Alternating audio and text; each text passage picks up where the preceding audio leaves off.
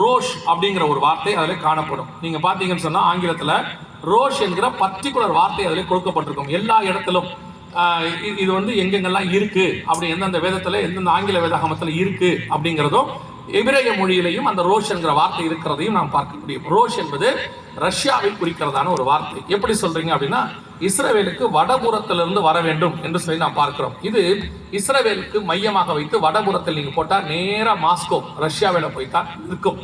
இந்த யுத்தம் தான் நடக்கணும். இப்ப இந்த யுத்தத்துக்கான ஆயத்த பணி நடக்குது. நேற்றைய தினத்தில் நான் உங்களுக்கு சொன்னேன், குறிப்பிட்ட ஒரு இடத்திற்காக சண்டை ஆரம்பிக்கிறது. அந்த சண்டை எதை குறித்து போகிறது என்று சொன்னால், ஒரு டெம்பிள் மவுண்ட் என்று சொல்லக்கூடியதான அந்த வழிபாட்டு தலத்துக்கான அந்த மலை எங்களுக்கு வேண்டும் என்று 2 யூதர்களும் அங்கே இருக்கக்கூடியவர்களும் அதற்கான பாலஸ்தீனர்களும் சேர்ந்து அதற்கு சண்டை போட போகிறார்கள்.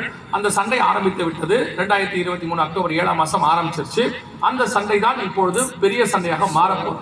அதனுடைய அடுத்த கட்ட நகர்வு ஜூன் மாதம் முதல் 2 வாரங்களிலே ஐநா சபையில் இந்த காரியங்கள் வருகிறது. அதன் அடிப்படையில் அதுக்கு இஸ்ரவேல் இன்னைக்கு நான் சொல்லக்கூடியது இன்னைக்கு அவர் தெளிவாக இஸ்ரேலிய பிரதமர் நெத்தன்யாகு சொல்லுகிறார், இந்த விஷயத்தில் அமெரிக்கா எங்கள் சைடு நின்றாலும் சரி நிக்கா விட்டாலும் சரி எங்கள் நிலைப்பாடில் எந்த மாற்று கருத்தும் இல்லை என்று சொல்லுகிறார்.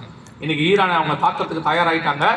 ஈரானை கை வைக்க கூடாதுன்னு அமெரிக்கா சொல்லுது, பார்த்து செய்யுங்க, இப்ப நம்ம பண்ண வேணான்னு இஸ்ரேலிய பிரதமர் சொல்றாரு. இல்ல, நாங்க செய்யறது உண்மைதான், ஈரானோட கூட யுத்தத்தை நாங்கள் ஆரம்பிக்க போகிறோம், அப்படி ஆரம்பிக்காவிட்டால் தவறாகி விடும் அப்படின்னு அவர் சொல்றாரு.